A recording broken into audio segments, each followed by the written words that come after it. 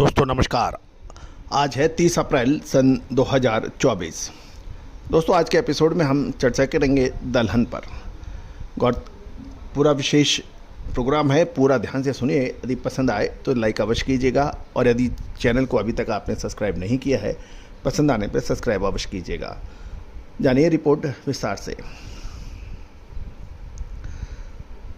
दोस्तों खबर निकल के आ रही है कि दालों में पिछले लगभग एक महीने में शानदार ज़बरदस्त तेज़ी को देखते हुए सरकार सतर्क हो गई है और सरकार का हर संभव प्रयास ये है कि उपभोक्ताओं को सही दामों पर जो दाल जैसी महत्वपूर्ण खाद्य सामग्री उचित दामों पर मिले।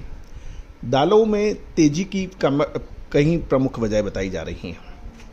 उत्पादन की कमी, खपत लगातार बढ़ते रहना और अंतर्राष्ट्रीय बाज़ारों के अंदर तेज भाव इसके प्रमुख कारण हैं, जो कि दालों की तेज़ी को बल मिलता है। गौरतलब है भारत अपनी आवश्यकता का दलहन भारत में उपलब्ध नहीं हो पाता है, प्रोडक्शन नहीं हो पाता है, इसलिए अधिकतर दाल हमें बाहर के मुल्कों से इंपोर्ट करनी पड़ती है। और दालों की तेज़ी होने की एक वजह भारतीय मुद्रा यानी रुपया की कमजोरी भी मानी जा सकती है, क्योंकि हमें बैलेंस ऑफ ट्रेड के अंदर हमें भुगतान डॉलर में करना पड़ता है और यदि भारतीय रुपया कमज़ोर होता है तो उसका असर डॉलर्स पेमेंट पे भी पड़ता है। यदि आंकड़ों की बात माने तो लगभग 27 मार्च 2024 से 27 अप्रैल के बीच जो आंकड़े उपलब्ध हैं उसके मुताबिक तुअर चेन्नई के अंदर एक महीने में लगभग 8.19% की तेज़ी हुई है। अकोला तुअर देसी जो है उसमें लगभग 12.86% की तेज़ी हुई है, यानी लगभग 1350 रुपये का चेंज रहा। और लेमन तुअर के अंदर 825 रुपये की बढ़त देखी गई, यानी तेज़ी देखी गई। यदि हम चना बात करें तो दिल्ली का बेंचमार्क बनाएं तो राजस्थान लाइन का जो चना 27 मार्च से 27 अप्रैल के बीच लगभग 650 रुपये बढ़कर 11.06% की तेज़ी एक महीने में देखी गई है। इंदौर के अंदर काबली चने की बात करें 42 से 44 काउंट का, इसमें 200 रुपये की तेज़ी देखी गई, 11,600 से बढ़कर 11,800 हुआ, इसमें 1.72% की तेज़ी है।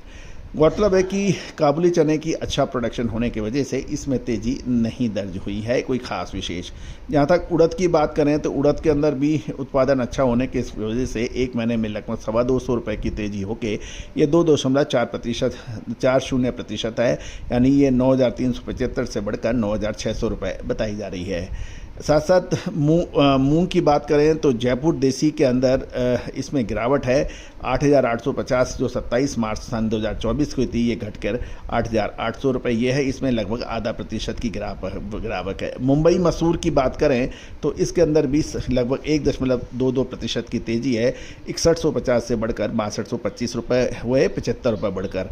मटर की बात करें तो कानपुर मटर यूपी लाइन की जो थी उसके अंदर 4.09% की तेज़ी है, 175 रुपये बढ़कर, यानी 4275 से 175 बढ़कर 4450 रुपये हुए हैं। तो दोस्तों मुख्य जो तेज़ी रही है वो अधिकतर तुअर और चने के अंदर देखी जा रही है एक महीने के अंदर, और इसी के ऊपर सरकार सतर्क नज़र आ रही है।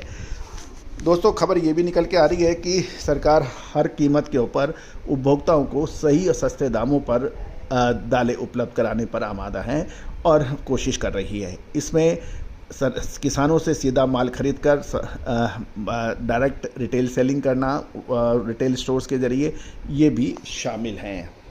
दूसरी ओर लोकसभा चुनाव जोर शोर से चल रहे हैं और इस दौरान दालों की बढ़ती कीमत एक चिंता का कारण बन सकता है। अतः ज़मीनी हकीकत और सर्वे के लिए हो सकता है कि सरकार विभिन्न मंडियों और विभिन्न राज्यों में दौरा करे। विशेषकर जो दाल उत्पादक राज्य हैं प्रमुख, जैसे महाराष्ट्र, मध्य प्रदेश, गुजरात सहित 5 से 7 राज्यों के अंदर सर्वे हो सकने की संभावना बन रही है। इसके लिए विशेषकर तुअर, उड़द, पीली मटर और चना, इसमें तुअर और चने के ऊपर हमें लगता है कि इसके ऊपर सबसे अधिक ध्यान होना चाहिए सरकारी मशीनरीज का, ताकि इसका जमाखोरी रोका जाए। मंडियाँ मिल मालिक के इम्पोर्टरों के पर स्टॉक वेरिफिकेशन जैसी गतिविधि हो सकती है, ऐसा कहना है कुछ लोगों का। दोस्तों, गौरतलब है कि पीली मटर का 50% आयात शुल्क पहली बार नवंबर 2017 में लागू किया था और दालों की कीमतें बढ़ने के साथ केंद्र सरकार ने 1 दिसंबर 2023 में मार्च 2023 तक शुल्क मुक्त आयात की अनुमति दी थी और इसके बाद में इसे भी जून तक बढ़ा दिया गया था। भारत ने दिसंबर में अब तक करीबन 15 लाख टन पीली मटर का आयात होने के भी समाचार मिले हैं। और पीली मटर बेसिकली चने का विकल्प के रूप में इस्तेमाल होने वाला चाहिए और पीली मटर बेसन और साबुत मटर जैसे विभिन्न रूपों में रोज़मर्रा की वस्तुओं के रूप में उपयोग की जा सकती है। गौरतलब है कि व्यापारिक प्रतिष्ठानों ने धीरे धीरे दालों के अपना स्टॉक घोषित करना शुरू भी कर दिया है और आज तक ये आंकड़ा लगभग 30 से 40 लाख टन का बताया जा रहा है जो घोषित किया गया है। गौरतलब है कि अब महत्वपूर्ण ये है कि घोषित किया हुआ जो माल है, जो स्टॉक है, क्या उसको बाज़ार में बिकना चाहिए या रुकना चाहिए, इसके ऊपर कोई बातचीत नहीं हो रही है।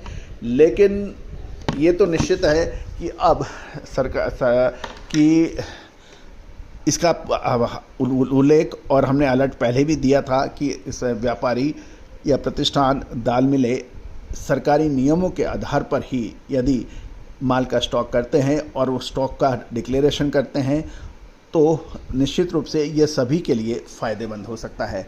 लेकिन अलर्ट ज़रूर हो जाना चाहिए क्योंकि समय से जो पहले चेतता है वही व्यापारी फ़ायदेमंद रहता है और नियमों का पालन और इन सभी का ध्यान रखना व्यापार के लिए आज के दिनों में अत्यंत आवश्यक है।